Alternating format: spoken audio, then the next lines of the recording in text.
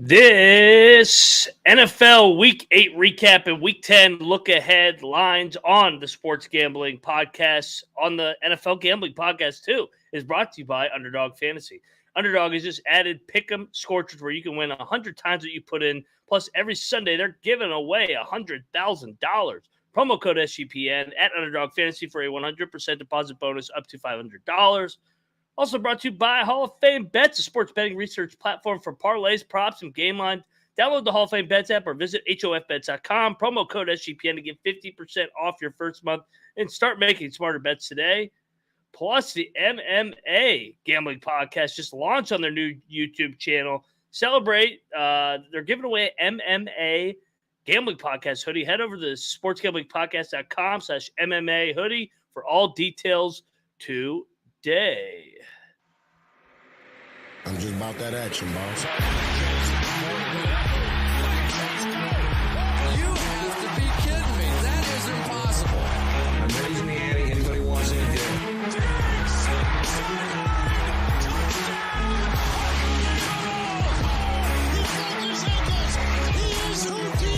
Jordan Davis, dog. Jalen Hurts, dog. A.J. Brown, dog. How many of you want to eat a W tonight?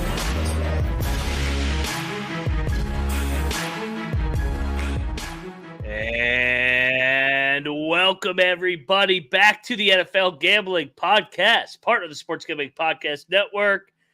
Monday, October the 30th, which means we are recapping Week 8, and it's another misery Monday for JMark and myself because our teams, well, we suck again. Shocker.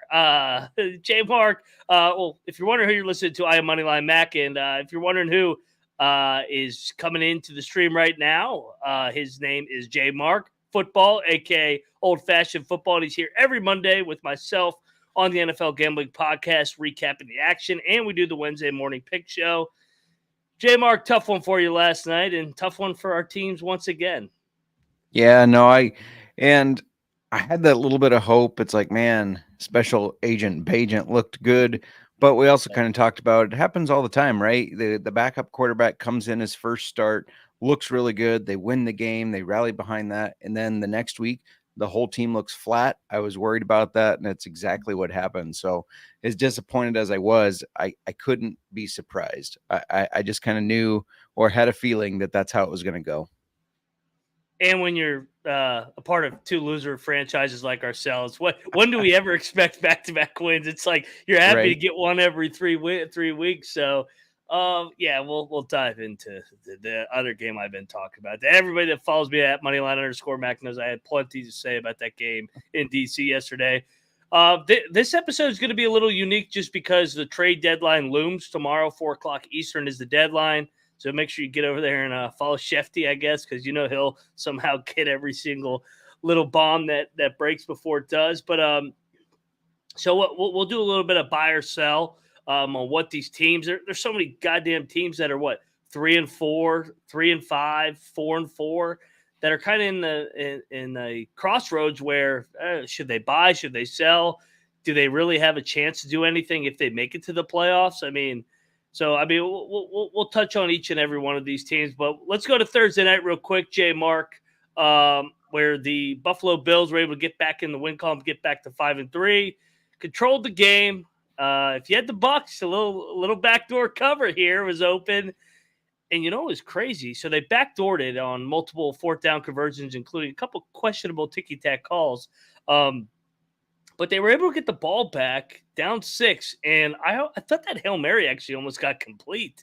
If the receiver just turned around and put his hands up, I think he might have been able to catch it. What was your takeaway from this game? I know it feels like 10 years ago after, 14 games. I don't know why we don't have a bye in week 8. I still don't understand that. Yeah, that was kind of crazy. I don't understand it either. And I had the niece and nephew this weekend, so it definitely feels like it was years and years ago since this game. Man, they wear me out. But yeah, what the fuck is Chris Godwin doing? Like, it looked like he's playing defense rather than turning around and looking for the ball. They should have won that game on that. The Bills, they started off looking impressive, but they didn't finish looking impressive. This Bucs team does still have some fight. Baker looked terrible for a while, and then he finally got it together. He was panicking. He was making bad throws. And I just thought, well, I guess Baker's gone, but kind of looked like he was turning around. I thought it was going to be all right. I also don't know, why do they go for 2 when they're down? The extra point would have made them down by just a touchdown. 7. Why go for 2? So that's the new analytics that says you should go for 2, because they say you have a better than 50% chance of going for 2 or converting a 2-point conversion. So they're saying if you get 2 cracks at it, you're going to at least get 1. But if you can make the first one, then all you need is an extra point to win the game. I see, and this happened with the Skins and Falcons a couple weeks ago. I think that, like, the analytics, I get what the analytics are saying, but there also should be analytics that differentiate if you have a franchise quarterback, because getting 2 yards with the Patrick Mahomes, Josh Allen, Joe Burrow, and those kind of guys is a lot easier than if you have a Sam Howell or Agent Bajan or Baker Mayfield. Like, I think that's got to be a conversation, and context matters. Would you agree with that in terms of the analytics can kind of, I don't know, they can talk to you in any kind of way if you look at them long enough? Yeah, absolutely agree with that. And just knowing the strengths of your team too. Like, Yes, I don't know. There's so many times we see a team and maybe they have a big quarterback. Well, the Bears have done it. They have a big quarterback in Justin Fields, and on 4th and short, they would line up and shotgun. Maybe the analytics say that's the best play, but why are you doing that? Like, he's a big quarterback. Have him line up under center and sneak it. And agree with Trevor here. Over missing was brutal. And yeah, coaching questionable all across the league, it seemed like. Yeah, yeah. Coaching, I got plenty to say about some coaching, but it wasn't just my team. I mean, there's some of these coaches, man. It's like they haven't coached football before at times, where they get so caught up in that computer and what those numbers are telling them to do that they kind of forget context and game flow, and it's just puzzling. So let's wrap up this game from here. Buffalo 5-3, like I said, they got a big one next Sunday night. They go to Cincinnati. Obviously, everybody knows the history of that team, or those two teams linking up, the DeMar Hamlin game last year, the playoff game. From here, those Tampa Bay Buccaneers go down to Tampa Bay, which is going to be an interesting game. Both teams coming off a loss, so looking forward to previewing that one. But let's go over to Big D. Were you on Dallas or LA with me? I can't remember. I said I thought the Cowboys were going to cover this, but I was taking my heart play and going with the Rams. I wanted them to win this game so badly because fuck Dallas. But man, what a routing. I didn't expect it to be a rout like this. Yeah, you know what? I took Dallas, and you know, I like taking the teams that I hate, because if they cover, then I make money. If they lose, I go, good, fuck you, Dallas, you suck. Right. But anyway, they just beat up on bad average teams, especially bad average teams that have bad offensive lines. I mean, they lived in the backfield. But the main headline out of this game is Stafford's going to miss some times. I think he's going to be out 4 weeks. Is that what you're hearing as well? Yeah, I haven't heard an official timeline, but that's kind of what it sounded like.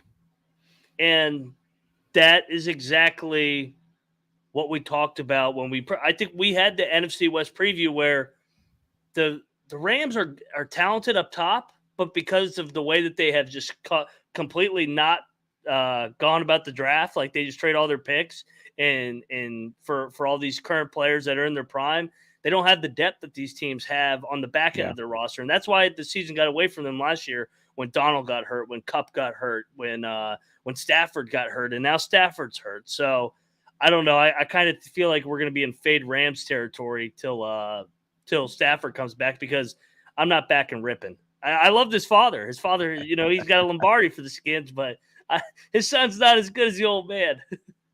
Yeah, that's a team you definitely think is probably going to make some calls, see who they think could come in. Somebody that maybe have experience with McVay's playbook and can come in and kind of manage it, because I agree Rippon's not going to do much for them. And it's unfortunate because they have a good team. I mean, they have players like Donald, like Cup, like the rookie Puka Nacua. Credit to the Cowboys, though, for kind of limiting those two, Cup and Puka. They did not have the day I thought they would have, and against a Cowboys defense that is struggling with its own injuries, but they managed to stop them. So shout out to them, I guess. I don't like it, but So the Cowboys are interesting, and I always bash these front runners because they do enough to tickle you and say, "Oh, are the Cowboys back?" I've seen it all morning long. You got the FS1, ESPN, those snorkeler channels that don't deep dive like we do on the NFL Gambling Podcast. But Dallas doesn't do well when you punch them back. Like they got to go to Philly on Sunday, and that's going to be the real test, because last time they played somebody with a little bit of shit to them, San Francisco just punched them right in the mouth, and Dallas folded up like a soft lawn chair, like they seem to always do in these big games. So I don't know. Yeah. Do you have an early lean in that game? I know we won't preview that because it's a late afternoon game. I mean, you got to kind of feel like Philly with the home crowd, but Dak weirdly plays Philly well. He's like 10-2, I think, career against Philadelphia.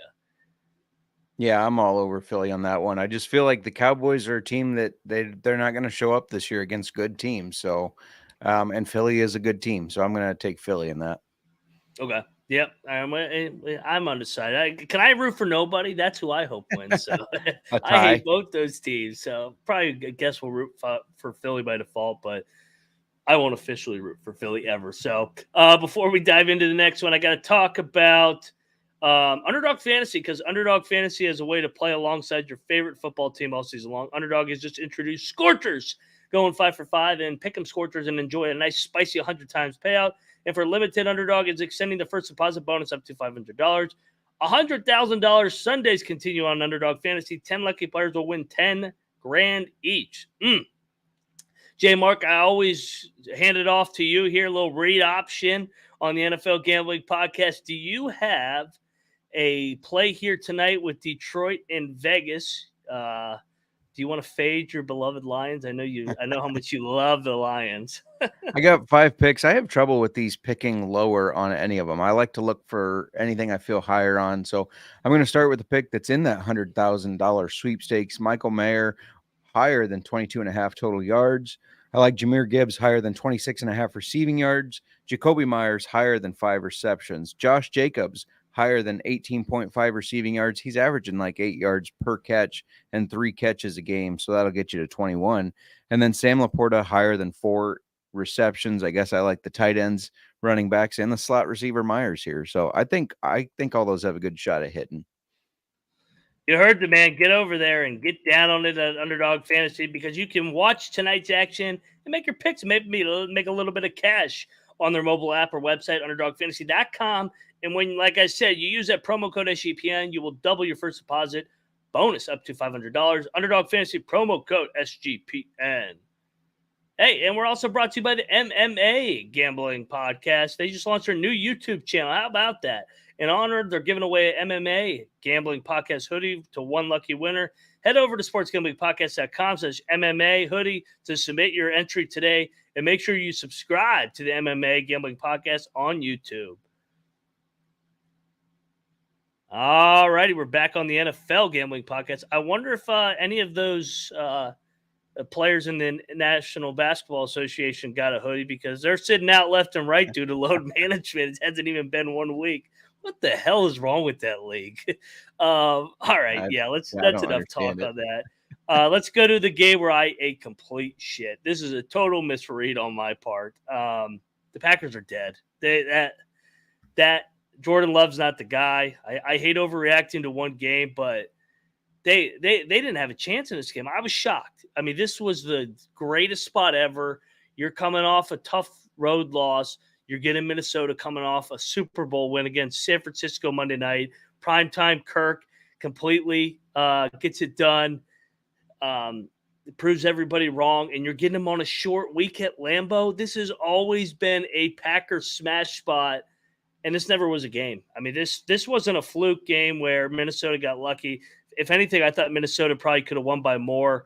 And the main reason they could have won by more is, unfortunately, one of my favorite guys, Kirk, he out for the year with the torn Achilles, absolute dagger to the Viking season because he was playing at a high level, even without his stud receiver, Justin Jefferson.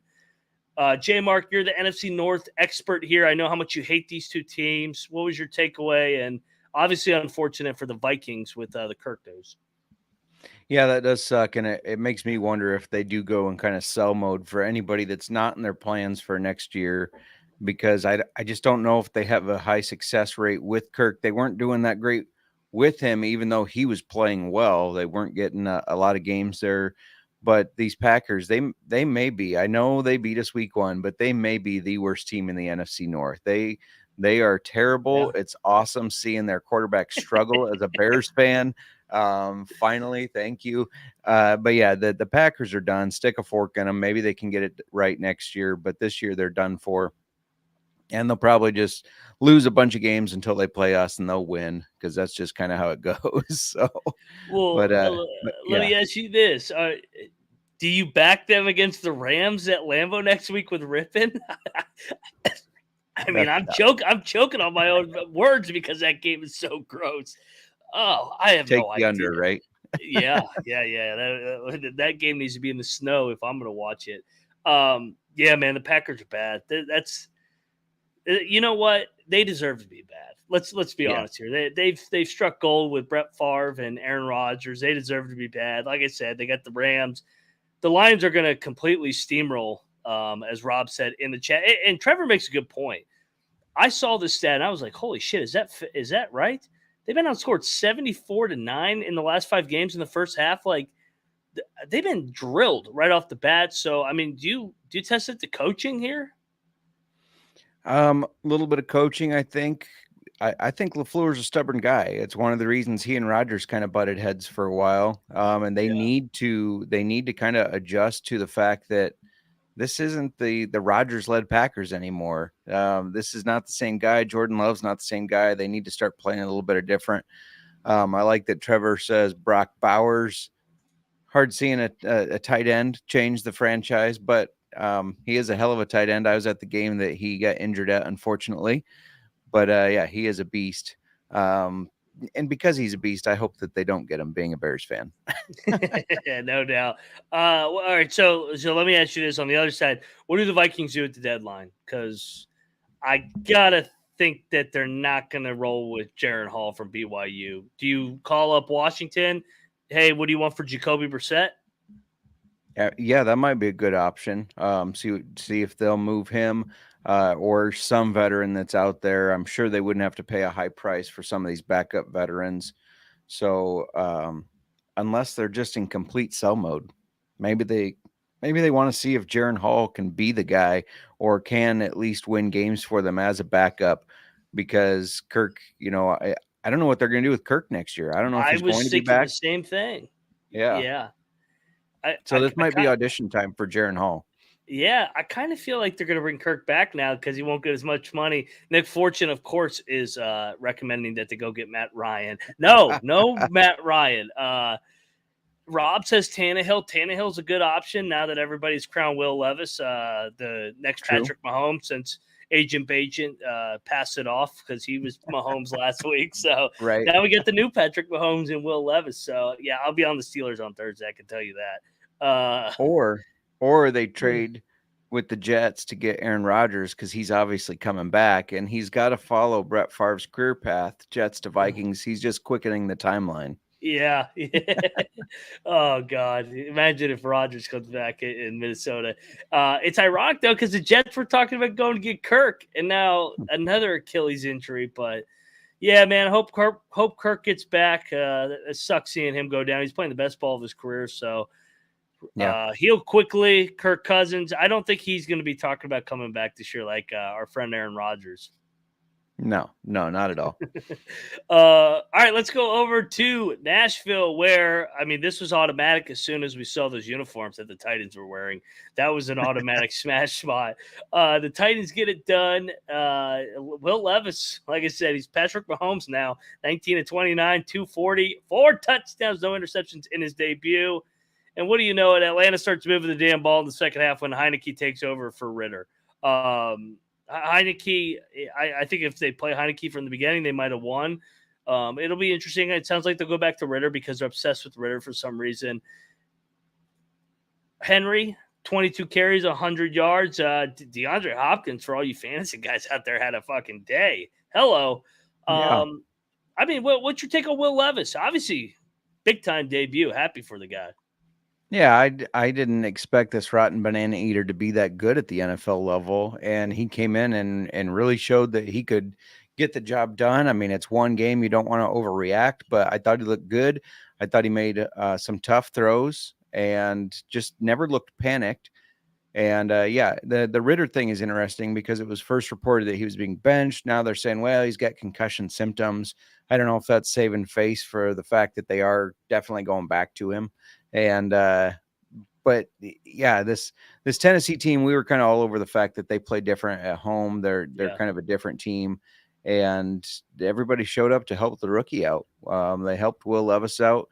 I wouldn't be surprised to see him permanently replace Tannehill, even though it's only been decided that he's going to play if Tannehill's out. I think he should replace him officially. They can move on from Tannehill. He's not looked that great this year.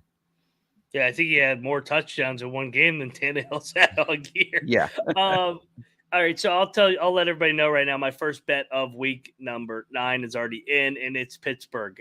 My first thing was, who the hell does Tennessee play next week? I'm watching this with Agent Bajan on Sunday night. I go, God bless JMark, but we knew this was coming, where you get the one game bump from the rookie. And then I go to the schedule, and what do you know? They're playing Mike Tomlin off a bye at home in the Steel City. I don't care who's playing quarterback. They can freaking trot out Tommy Maddox, and I'll still back them on Thursday night against. Somehow TJ Watt's gonna have like 2 interceptions, and they'll block 3 punts or something, and they'll get it done. So, yeah, I mean, what do you think of these Falcons go forward? Heineke, man, I hope they roll with Heineke, man. Yeah.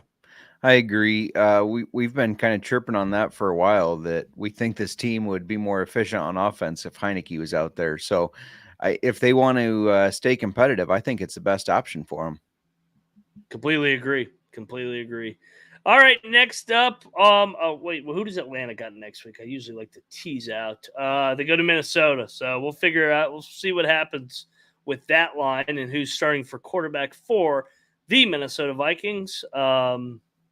I don't know. I'm seeing at 4.5 right now. It's hard to ever lay more than a field goal with the Falcons because every game comes down to a field goal.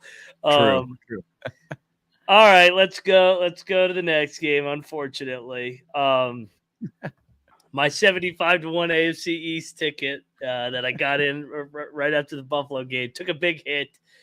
Oh man, I felt like they were hanging around, and they were going to steal it late. Tyreek Hill's just such a hard guard. He is so goddamn good. I mean, Tua comes out, throws an interception. Mac Jones, next play, 30-yard touchdown to Kendrick Bourne. I'm like, all right, here we go. Here come the Patriots. They're back finally. Finally, they're playing the way I thought they were going to play from the beginning. But they just don't. They don't have the horses and speed to beat these really good teams that on the road. I mean, they could get it maybe in Foxborough where they win the turnover battle and they muck it up. I don't know. What do you think of these two teams going forward? New England's schedule's soft as hell though, coming up. So this could be a typical Belichick, like Tomlin, get them back to like 6-6. It could be. I mean, I worry about them losing Kendrick Bourne. He's out for the season. And I think he was a good part of their offense and a good, just reliable piece for Mac Jones. And I agree with Rob here. Mac Jones is so trash. I don't know if I'd rather have Jordan Love, but I do think Mac Jones is trash. I hate Jordan Love. Right. as far as the Dolphins, I guess both these teams, I mean, I think the Patriots are going to do well against the average teams. They're going to be in the games, but they're going to lose to the good teams. And the Dolphins, they're going to beat up those bad teams and they're going to lose to the good teams. Yeah. So I think both of them in that sense are kind of the same, but I agree it's hard to fade Tyreek Hill. And when you do cover him and finally kind of slow him down, there's Jalen Waddle or there's Raheem Mostert. I mean, they just got too much speed on this team, especially when you play them down there.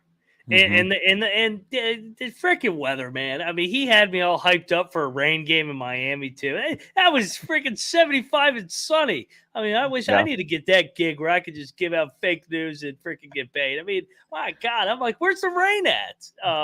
I mean, you did pick the Patriots, so yeah, I know. That's like calling the weather bad, isn't it? Yeah. I'm a sucker for Bill as a dog. I'll be back. I'll tell you what, I'm on him against the Skins next week. So, like you said, they beat up on the average to below average team. So, what do you think of these Dolphins going over to Germany to take on the Chiefs next week? Yeah, it's going to be a tough game. I think they're catching them at an even tougher spot because I know we'll get to this, but the Chiefs look like shit. And you just know that Andy Reid, Patrick Mahomes, they're going to want to really bounce back. I am curious, though. I mean, you saw CBS Sports put it out there, the average for Travis Kelce with Taylor Swift at the game and not. I mean, of course, they're going to probably pay her to come to Germany, right? I mean, that's what this team runs on. I think the Swifties got a concert or something. I don't fucking know. Man. I think there's a conflict. So yeah, they got to make sure her schedule's cleared in January and February. They gotta have her. They gotta have her in the seat. Right. Keep them extra motivated so that they can do that god awful handshake between her and Mahomes' wife. That was atrocious. But hey, you know what? Whatever keeps the receiving yards going, right? I know. I just love that the media pointed to that. It's like, yep, that's the reason that this game was off. That's not that Patrick Mahomes had the flu or anything, and it was snowing. But yeah, it was because Swifty wasn't there. So, all right, we'll put a bow on that one. New England plays Ron Rivera next week. Belichick Rivera coaching mismatch. Miami goes to play Kansas City in one of the more anticipated games. But before we dive into the next game, we got to talk about Hall of Fame bets because you can win bigger by betting smarter this NFL season with Hall of Fame bets. The sports betting analytics for parlays, props, and game lines. Research every NFL, NBA, MLB, and soccer with historical data. Enter any parlay into the Hall of Fame bets revolutionary parlay. Optimize your tool so you know which legs have you can break down the probability of each one and which one has value. Stop betting in the dark and join over 30,000 users researching with Hall of Fame bets to craft a more intelligent, data-driven parlay. Download the Hall of Fame bets app and visit hofbets.com. Code SGPN to get 50% off your first month today. Start researching, start winning with Hall of Fame bets. All righty, back on the NFL gambling podcast. Next up, I was on this one. I think you're muted. Oh, I was going to say, just so you know, Rob is going to blindly fade the Skins going forward. Probably a good move. Yeah, so we messaged on Twitter last night about it. Yeah. I'm fading the shit out of them. I'm done. I'm done. I can't do anymore. Let's talk about a team fan base that was done. It was Carolina. Finally into the win column. This game was filthy. 15-13. Football was back in Carolina. So this is going to go in the bucket of, and how many times have we seen it this year? You cannot lay 3 points on the road with these average-ass teams. Like, who are the Texans to be laying 3 against anybody on the road? I know C.J. Stroud's look good, but you know what? The number 1 pick in the draft got the better of number 2 yesterday, I thought he looked more impressive. I thought it was a chip-on-the-shoulder type of game for Bryce Young. You could tell they had that one circled. Heard everybody saying they chose the wrong guy. That's still to be determined. Probably looking Stroud over Young. But still a lot of football left. I mean, what was your takeaway from this one? And do you agree with the thesis we are not laying 3 on the road with any of these shit teams?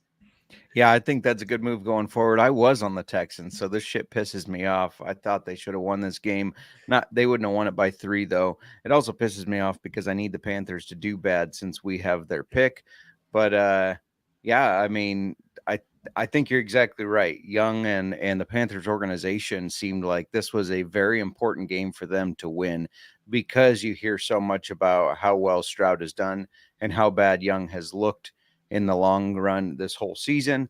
I thought it was going to be a little bit reversed. I thought Stroud was going to be like, "You guys passed on me. Yeah. Fuck you. I'm going to make you pay for it." But I think the Panthers really needed this one to show that, like, hey, maybe we didn't make a mistake because our quarterback just beat the one everybody said we should have taken. And I'll tell you one thing. I know who likes Bryce Young a lot. His name's Adam Thielen. He throws to him every single play. It's yeah. like the most predictable thing I've ever seen in my life. From here, these two teams, Houston will they got Tampa Bay, so another one of these 3-point lines with two average shit teams, whatever you want to classify it as, depending on who you ask. And Carolina, another game, 3-point line between Carolina and Indy. Indy is laying almost a field goal on the road, sneak peek. Who the hell is Indy to be laying a field goal on the road against anybody? Right. We're going to see so many of these lines all year with these shit teams or average teams laying points on the road.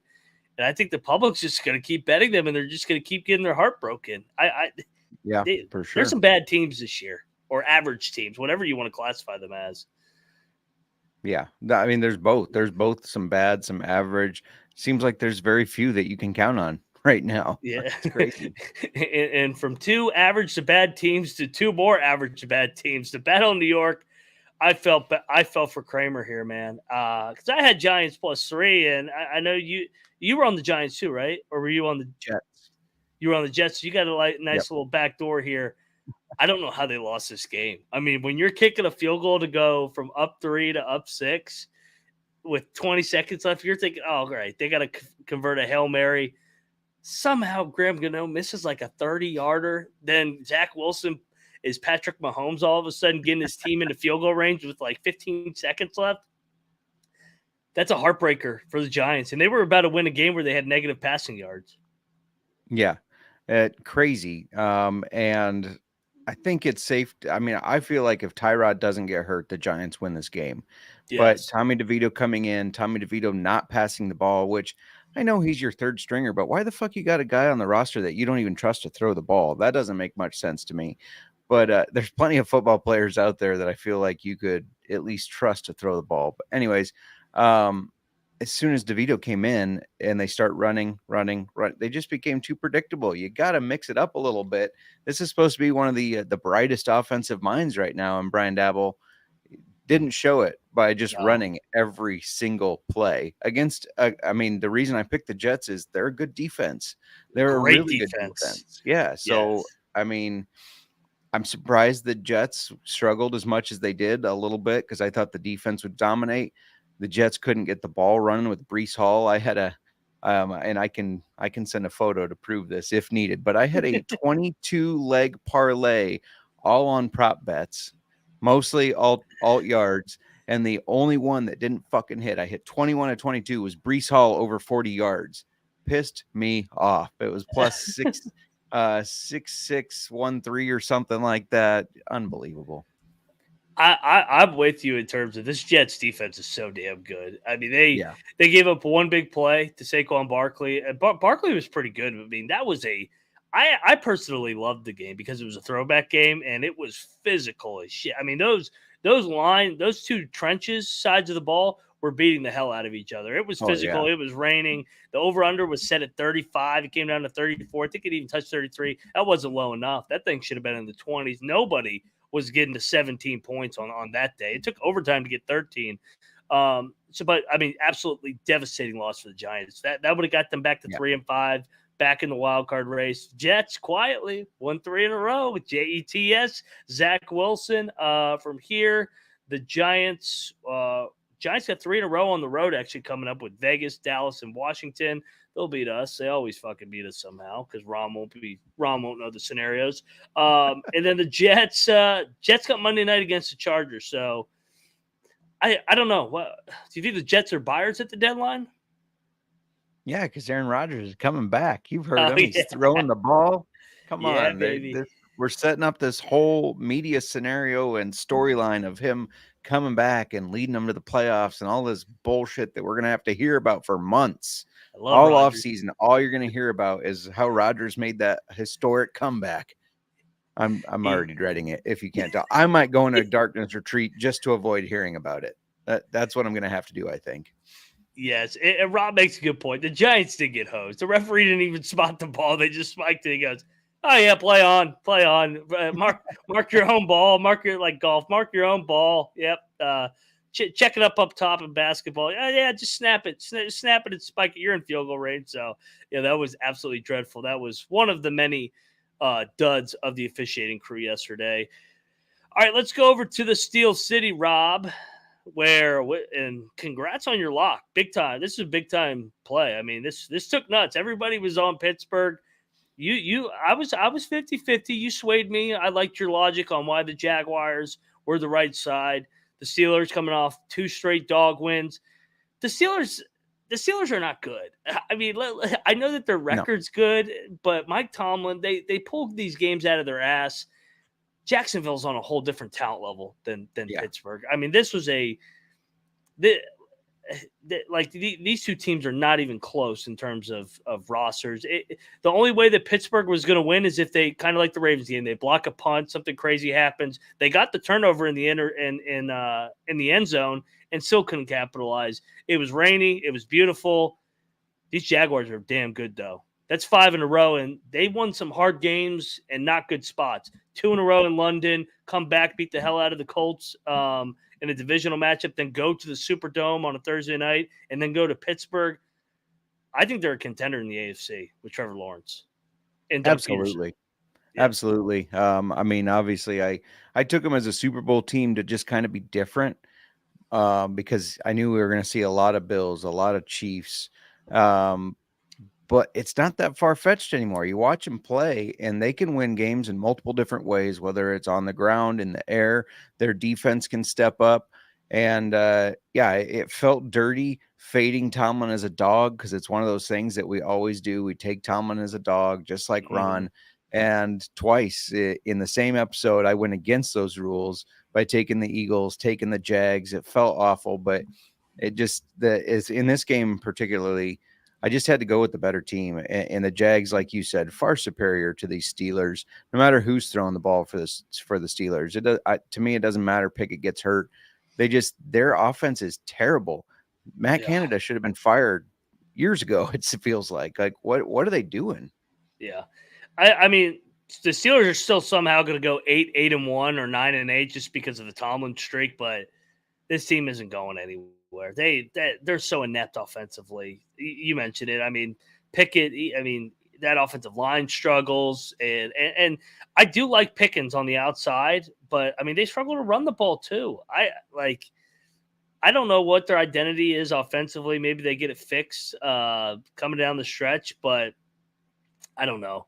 I think we'll just back him as a dog, although I did say I'm going to bet him on Thursday against the Titans against the backup quarterback. So I don't know. From here, the Jaguars, they got a bye. They well-earned bye after a 5-game win streak. Then they get San Francisco. So both teams coming off a bye. Jaguars 5 in a row win. San Francisco 3 in a row losses. Interesting spot there down in Florida.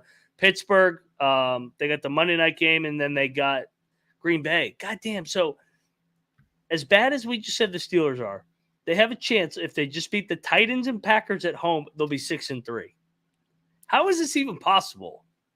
Because they're going to finish at 500 or just a little above. It's just the Tomlin way. It really is, and it's incredible. All right, well, that's enough Steeler talk. Finally, the Tomlin dog streak does end for once. Let's go over to Indy, where I'll tell you what, where did this Saints offense come from? Because they couldn't score worth a damn. Finally, it felt like they put their roster together. I mean, they exploded after the first quarter, 38 points. They had almost 500 yards of offense. Derek Carr lit it up. Taysom Hill. This is by far the best team in the NFC South if they just get the hell out of their own way, a.k.a. the coaching with Dennis Allen. Unfortunately, Minshew is a backup in this league. Slowly, the Colts have came back to the pack. What was your takeaway here? And do you agree that the Saints are by far the best team in the NFC South roster-wise? Yeah, absolutely. I was surprised they started so slow this year. But yeah, this is a team that should take this division. The Taysom Hill explosion. I was all over this on the old-fashioned football. We talked about how the end of last week, Carr, it seemed like out of nowhere realized, oh, I can just trust to just keep throwing to this guy. Yeah. And we saw that kind of carry over. And not only that, they're running with him. He's kind of that Swiss Army knife that it feels like nobody really knows how to cover. And but yeah, this was a better game than I expected. I didn't expect to be as high scoring by any means. And yeah, I agree with you though. The Colts aren't going to do a whole lot with Minshew. They're going to win some random games here and there. That's about it. I also think I know that they love how Zach Moss performed and Jonathan Taylor did the whole holdout thing, but that 50-50 backfield seems like both guys, even though they're running well, they're not getting full rhythm going. Taylor last year was a guy who he gets better the more you run him, right? Third, fourth quarter, that defense is tired. That's when he starts breaking off those big runs. Splitting this with Moss, he's not getting there. So going to be interesting to see how they decide to let that play out. Yep, agreed. And Minshew's a turnover machine too. On the other side of things, and New Orleans from here, I feel like their schedule gets really soft. I mean, we talked about how they were favored in 14 out of 17. They got Chicago, Agent Bajent coming to the Superdome. You got to think that they should win that one, but this is the fucking Saints. You don't know. I mean, who are they to be laying 7 points? I'll throw that out there. I don't trust the Saints laying 7 points. I might be on the Bears. I don't know yet. It's going to be hard to swallow that sentence. On the other side of the day, the Colts are a favorite on the road in Carolina. We'll talk about that one on Wednesday when we do our show. All right, we put this one off fucking long enough. This fucking goddamn game. Philly goes to, what are they now? 7-1, 6-1, something like that. Yeah. Yeah, they got one loss. Skins dropped to 3-5. Combination of awful officiating and Ron Rivera just completely sleeping on the job, I guess is the way we're going to chalk that one up. Skins should have won this game. No doubt about it. Anybody that watched that game, the Skins were the better team. They had almost 500 yards of offense. Sam Howell career day. They forced the tush push fumble. They rejected the tush push. Philly couldn't run the ball. AJ Brown once again had his way with them. But unfortunately, this is the same song and dance. AJ Brown dominates them again, and they probably should have beat the Eagles twice, to be honest. They should have at least got one of these two games, but they don't. 3-5.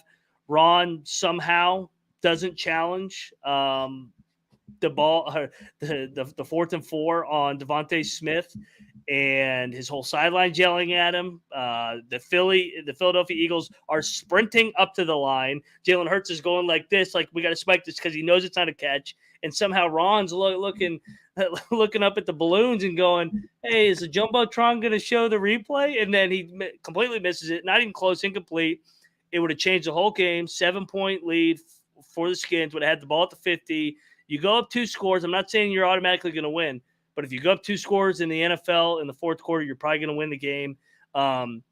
And then the call at the end was a complete joke. The Jahan Dotson overturn. I don't know how you overturn that one, but the replay somehow came in and said, "Oh, from New York, they overturned it." And they told Ron that, and he still challenged it. So he challenged that one, but he doesn't challenge the other one. Just altogether, awful officiating, and Ron Rivera completely sleeping on the job. He's done. What was your non-biased takeaway from this pathetic collapse by the Skins? I mean, I felt so bad for you that you see I named them Skins instead of Commanders on the score here. Yes. Yeah, I thought they had this game. I completely think they should have won the game. They deserved to win the game for the most part, minus the coaching. And I'm pretty sure Ron threw that challenge flag at that time, thinking he was challenging the other play. We talked a little bit before, like, he just doesn't seem all there. I mean, this is a guy who is a great player. He was a great coach, really smart guy, but he doesn't seem that way anymore. And I don't know if maybe some hits to the head are starting to set in. I don't know if it was the cancer, but he's definitely not the same guy, unfortunately. And I agree with you. I think he's done. If he's not fired in season, this is obviously his last season coaching. Yeah. And I tweeted too. Great man, high character. Honestly, brought a little bit of stability to a shit franchise at the time with Dan Snyder. But you're not going to win any games with him. He can't. He's done this so many times where he just doesn't challenge plays. He lets 3 seconds at the end of the first half tick off the clock instead of calling timeout. So they got to somehow attempt a 62-yarder instead of a 50. And somehow they made it. And Ron had the most emotion I've seen in 10 years. He did a big fist bump. I mean, it's Sleepy Ron over there. Unfortunately, it's sad, but it is what it is. They got to sell. They got to trade Young and Sweat. They're both not going to come back. You might as well stockpile on picks with the new ownership. Do you agree that they should sell? This is the team that we're talking about. These teams are in awkward situations where, yeah, you're only one game back to the playoffs, but you lost to the Bears and the Giants 2 out of the last 4 weeks. No offense to you and Kramer, but if you're a real playoff contender, you don't lose both those games. What are you trying to say here? Yeah, no, I agree. And I do think they sell. It's just who are they going to sell aside from Chase Young? Who do you think they move? Yeah, I mean, it'll be interesting to see what they get back for it. I'm all for selling both. I mean, obviously they haven't taken enough first rounders on the defensive side. They give a 40 to Philly every time they play them. So, yeah, I mean, I'll be back to vent on Wednesday about him. Probably go back into fade Ron mode. Just pisses me off because our handicap, I was all over this game. That one hurt, I will admit, and it not just because it was my team. I mean, that one hurt. It hurt the bank too with 6.5. So got a little bit of 7, but should have won this damn game outright. But all right, that's enough, Ron. Let's talk about some other games. Speaking of this one hurt, if you're a Cleveland Browns fan, that one hurt. I mean, you got the ball at the 50-yard line, 3rd and 3. If you hand it off and you punt, you got the best defense in the NFL. Make Seattle go the length of the field and score on you. I think you tip your cap, but I don't think they're going to do it in under 2 minutes. Instead, PJ Walker deflected. And then Seattle's got, a half a field to go to win the game. And credit Gino, he made the throws. They were up 14-0. The Browns defense shut them down from quarters 3 to 4. This one hurts if you're a Browns fan. Don't you agree? Yeah, but I feel no sympathy towards Browns fans. The way the Seahawks jumped out up front, I thought, man, this is going to be a long day for the Browns. Credit to them for sticking in this, fighting back, clawing back. I think this team is better. We've said it multiple times, but they're better without Deshaun Watson as their quarterback. Yeah. And PJ Walker. Yeah, PJ Walker not looking great, but he's looking better. He's making less mistakes. But yeah, I think this game came down to that Geno Smith he overcame a couple of interceptions there and made some really good plays. He looked pretty good. This is the guy that we saw a lot of games last year at the beginning of the season, making plays that it's like, wow, where did this Geno come from? And he kind of started looking like that again. Trevor makes a good point too. How do you have PJ Walker throw the ball there on 3rd and 3? Pound the rock. Trust that offensive line. Back to Seattle though. Geno is playing well. Geno's played well the last couple of years, and don't look now. Those Seattle Seahawks are in first place in the NFC West with San Francisco losing 3 in a row. Back to Cleveland, they should have just brought back Jacoby Brissett. He would have them. He would have them at 6-2. Yeah, or 5-2, whatever they are. They're 4-3. They would be 5-2, maybe even 6-1, because he would have won that game in Pittsburgh. He wouldn't have thrown those pick sixes that Watson did. I didn't understand why they just let Jacoby walk for free, especially with Watson's history. But I mean, your Seattle Seahawks, man, are in the thick of things. Yeah, I thought they did enough and would be good enough to push the 49ers. I'm surprised to see them ahead of them, but the Niners have kind of had a little collapse with the injuries. And I mean, that's kind of a tale as old as time, isn't it? The Niners have a collapse with injuries. Yeah. So shout out to the Seahawks. I mean, this might be their year. Yeah. And if they get home field in the playoffs, watch out. watch out Yeah. if they get a couple home games. That is a hard damn place to go out to. From here, showdown next week. They got Baltimore coming, or sorry, they're going to Baltimore. We just saw what the Lions did when they went to Baltimore. They took it right on the fucking chin. Yep. Browns get home. This is a good spot. Get Arizona, get right, get healthy, get to 5-3, and then they go through a little bit of a gauntlet against the Ravens and Steelers again. So, yeah, I think the Browns are good though. I know you were a Browns hater in the preseason, but I like what I've seen from that defense. Myles Garrett is so damn good. Yeah, their defense is excellent. I'm still a Browns hater. I still don't have high expectations for them. I think they're in too competitive of a division, but yeah, that defense is damn good. Agreed. All righty. Speaking of division, oh man, if you had Ravens -9.5 or -10, holy bad beat because Arizona gets the onside kick. Nelson Aguilar has got feet like hands, dropping that onside kick. That was awful, and he almost dropped the second one. Cardinals backdoor cover of the year next to the Rams against the Niners that 1 week where McVay kicked the field goal on the walk-off. This was business-like, though, for the Ravens. I was impressed with them. I mean, this was a terrible spot for them where you're coming off the 30-point win. You got a big showdown with Seattle next week, and you got this weird Arizona game sandwiched in there. We just saw the Cowboys have this exact scenario in week 3. They went out and just laid down like the soft lawn chair they are, but the Ravens got some toughness, some grit, well coached, find a way to get a big win. What was your takeaway from this? Yeah, no, I agree. We talked about how there's a lot of distractions after you come off of a big win like that. You go against a team that nobody has expectations for the Cardinals.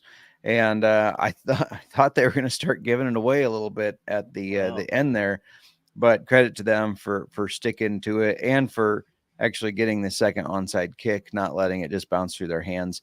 But yeah, this Ravens team, when they're on, and doesn't necessarily have to be Lamar. I mean, he only threw for 157 yards, but they ran the ball well and the defense played well enough that they could get the job done. And they're going to need that late in the season. They're going to need that defense to keep playing tough. They're going to need to keep running the ball well. Them in Philly kind of just find ways to win where they don't play well. And yeah. I guess it's a credit to their culture, them and Philly. As much as I hate Philly, man, that culture right there, I mean, they find ways to win games. They don't play their best ball yesterday, neither of them, but they find ways to win. The Ravens are sitting at 6-2 at top of the AFC. And what if I told you they got 3 in a row at home coming up too, where they're pretty damn hard to beat? So yeah, they've already played their 3 AFC North road games. But I will say they do have a hard stretch here at home. They got Seattle, Cleveland, and Cincinnati. So that's not Cupcake City there in Baltimore, but I don't know. I mean, do you view the Ravens as a contender in the AFC? I kind of do, and I feel like I was wrong on this team in the preseason. Yeah, same. I would anti-Lamar, anti-Ravens all off season. But yeah, I think they're going to make it tough. They're going to push this division, though I still think the Bengals are heating up at the right time. I think they're going to take this division, but it's going to be damn close. Yeah, and great transition from you there, JMark, because let's go over to those Bengals. I was on the Niners. I ate shit. I thought everybody was crowning the Bengals too quickly again. I was wrong. Woo. They controlled that game. I know it was a little bit of a weird interception by Purdy on the end zone, but anybody that watched the game came out of that saying Cincinnati was the better football team. They could not cover those receivers. Joe Burrow, 28 of 32, 300 yards, 3 touchdowns. It's basically a flawless day. Jamar Chase, animal. T. Higgins, animal. These Bengals are back, man. And their defense is playing well again. Yeah, they are. And like I said, I think they're heating up at the right time. They're going to be a tough team to beat. And it was a lot of it was, I think, Joe Burrow just getting healthy, so that he's able to move the ball well, and they're able to keep that defense fresh. Because if you look at last year, we said they were one of the best teams. Their defense was underrated at how good it was. And then they started the season just looking like shit. But I think they're back. I think they're ready to make a run. They're ready to show everybody like, hey, we're still here and we're still one of these top teams in the AFC real quick, just going back in the comments, Murray is out for at least another week. They did officially say Dobbs will start this coming week. I don't think he's going to play all year. I think it's going to be like, what's my guy's name at Utah in college? Cam Rising. I think they're just going to continue to play along with the injury report, but I don't think they're ever actually going to play him. There's no reason to. Guy killed me in fantasy football because I have him, and I was like, he's going to play eventually. He's not. Kyler Murray, maybe somebody you see with this trade deadline coming. If he's healthy, he might be a guy that the Cardinals say, look, this isn't our guy. We're fed up with him and everything that goes on with him and his Call of Duty days, and maybe he's a guy that's on the move. Vikings. Yeah. I mean, Vikings. He feels like he would be a nice Indianapolis Colt. That feels like that would be a nice little fit there in Indy with Kyler Murray. He could play Call of Duty with Jim Irsay. That'd be fantastic. There you go. It wouldn't be the only thing that they're doing at nighttime. So, but yeah, I mean, I feel like the bye week is coming at a perfect time for these Niners. They're banged up. They're kind of similar to last year. They hit a wall, but then they came out of their bye last year. I think the Chiefs put it on them. That's who kind of humbled their ass a little bit, and then they came out of the bye, went on their run. I think they're going to go on a run out of the bye, but they got to get healthy, got to get Debo back, got to get Trent healthy. But they're always hurt. They're always freaking hurt. That's what the Niners do. So don't expect them to get healthy completely. Speaking of a team that was banged up yesterday, real quick, who does Cincinnati play next week? Cincinnati, oh yeah, they got the Bills. So looking forward to seeing Josh Allen, Joe Burrow in primetime. Two teams kind of going in the opposite directions, to be honest. The Bills are not playing good football. The Bengals are. And then I mentioned it with the Niners. They got to bye, then they go down to Jacksonville. So they better get right quick, because if not, they'll get run out of that building by Trevor Lawrence. Speaking of a team that kind of got run out and no Swifty, no touchdowns. I mean, Chiefs failed to score 10 points. I was all over the Broncos here. This was a terrible spot for the Chiefs, where you play a team twice in 3 weeks. They haven't beat you in 15 times. They're finally due.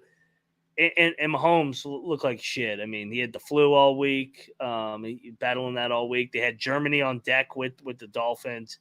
This kind of felt like the old saying, scheduled loss, right? Yeah, absolutely. I had a buddy text me. He's not a big football guy, but he likes to gamble. And he said, Chiefs are a lock, right? And I said, I wouldn't do it if I were you. Yeah. I said, aside from Patrick Mahomes with this reported illness and everything, I said, I just don't feel good about this game. And he texted me towards the end of it. He's like, I'm really glad I reached out to you. I was going to bet the mortgage. It's like, well, good thing then. But I know he was sick, but we've never seen Mahomes look like this. I feel like he just looked completely lost, and he's running into his own offensive linemen. It's one of those things that either the Broncos had him that thrown or he was that sick. And if he was that sick, why do you got him on the field? Like, this is your franchise quarterback. Let him just get some rest.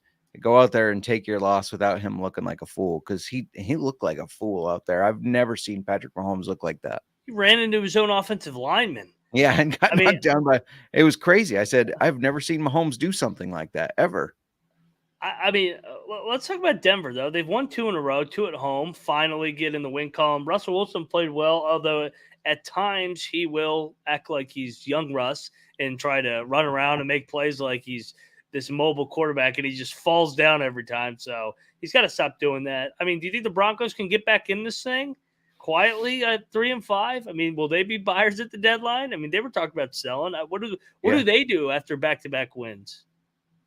It's really, to me, it's if their defense can keep playing at this level. Their defense has looked impressive the past 2 games for a defense that looked like shit. They got the 70 points put on them against the Dolphins, and I feel like they took that a little personal. So I don't know. This is going to be interesting to see how they play it out, but I still think Russ is a shit show. I think he's past his prime. He's cooked.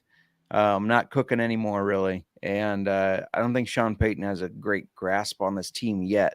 So I don't have a lot of hope for them to put it together. Yeah, and from here, Denver, if they were to get right, they got a bye week, so they got plenty of time to heal up, and they're probably partying, and then they'll go to Buffalo and get steamrolled like they did in Miami. Yeah. do you expect the Chiefs bounce back against the Dolphins in Germany?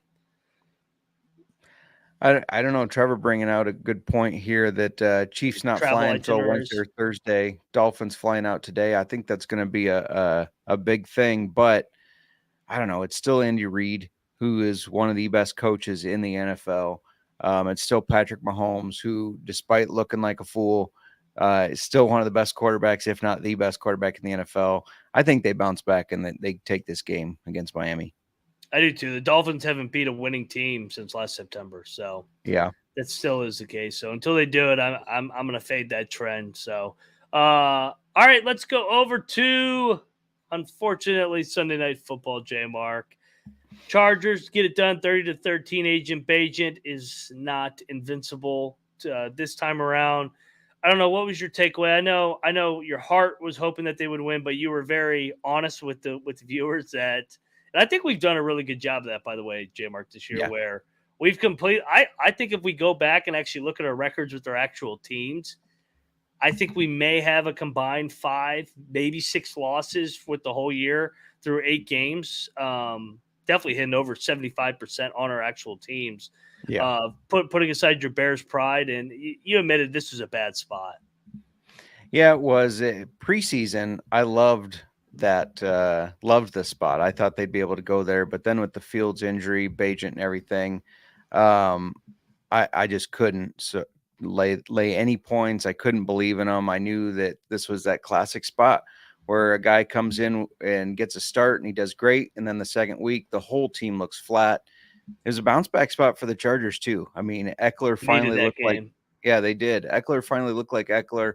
That defense played really well. I know it was just against the Bears, but they needed it. They needed a big win like this because this is a very talented team. They've spent a lot of money to put a lot of big name players.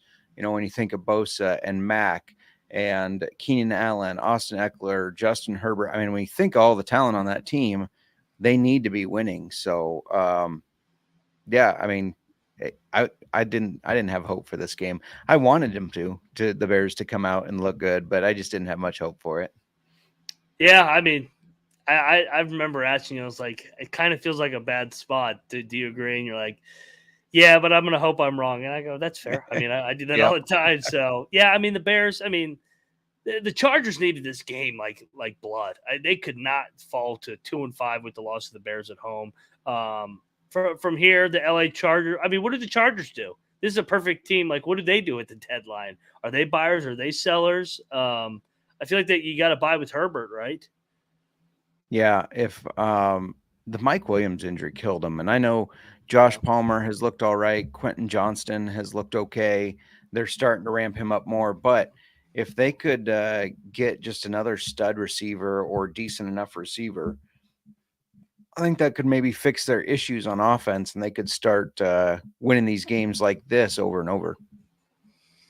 I agree. And from here, they got the Jets. That is a big time Monday night game. So they're laying 3. The old saying, it's hard. It's been hard to take these teams laying 3 on the road this year. That has not been a profitable system. So, and then the Bears, they go on the road. When is Fields going to be back, you think? That Carolina Thursday night game? That's my thoughts. They said he is improving. They've still said that surgery is not going to be a thing. So I do think he'll bounce back at that point. I don't think he'll be back next week, but yeah, Panthers, look out. Are you kidding me? There's 2 more primetime games for the Bears. You don't love that? Come on. No. I like having the Bears and Redskins at the 1:00 slate for us so we can pick the game and make fun of our team. I don't want to watch them in a standalone. I want to put them on the side TV and yell at the screen and be like, God, you guys suck ass still. But yeah, all right.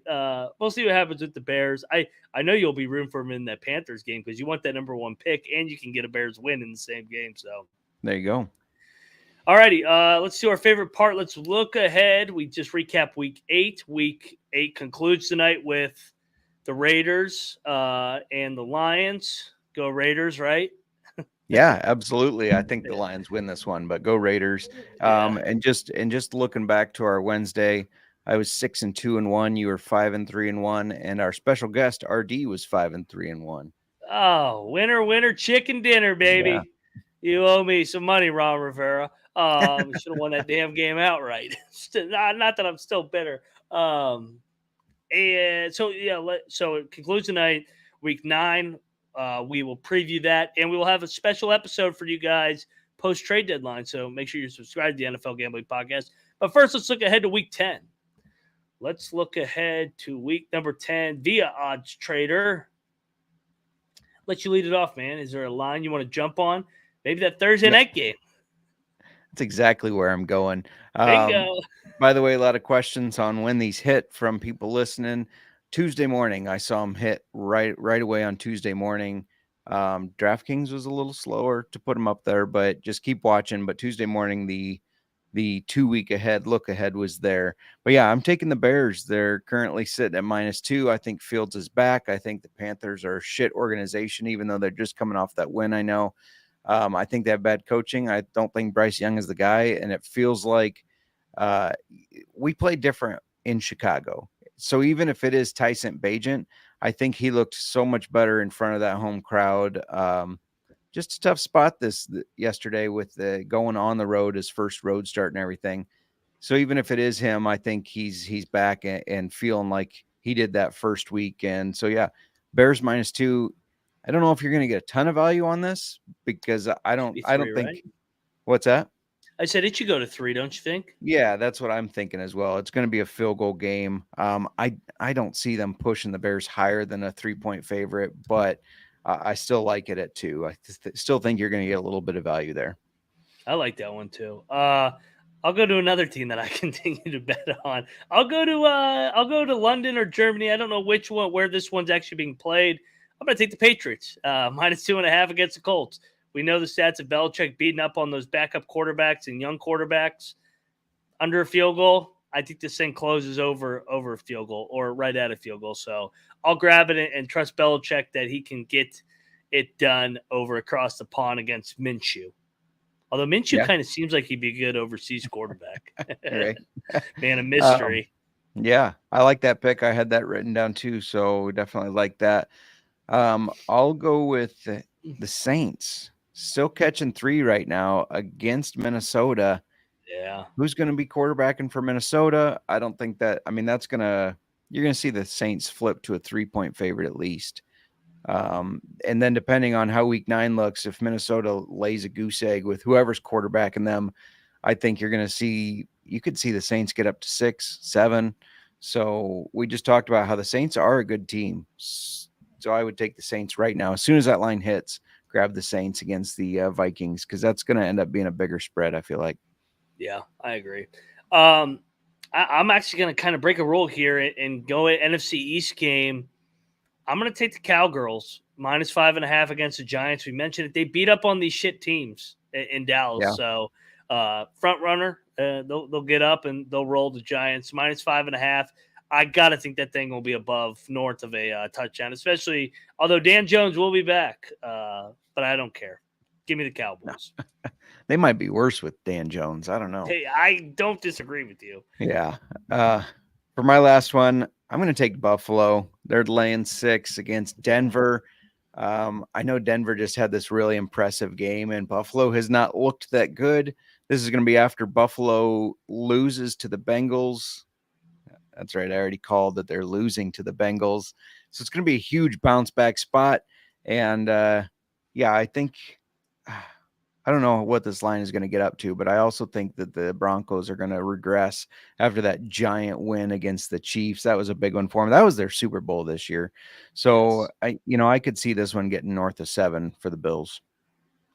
I agree. And for my final one, man, there's a lot of freaking teams laying 3 on the road that are average ass teams like the Falcons. No, I'm not taking that.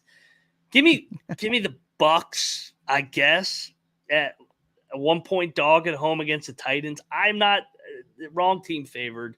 The Bucks should be favored at home. I'm not trusting this Will Levis thing beyond this last week. So we've seen the splits with Tennessee, road versus home. I'll take the Bucks +1. I think they'll probably be a 2.5-point favorite.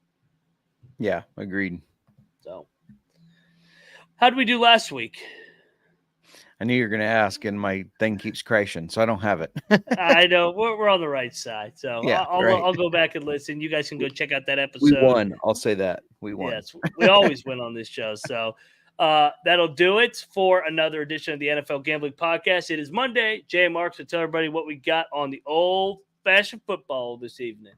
Yeah, it's Monday, so it's whiskey and waivers. Come check out at Old Fashioned FB for that. And Thursday, we're doing start sits.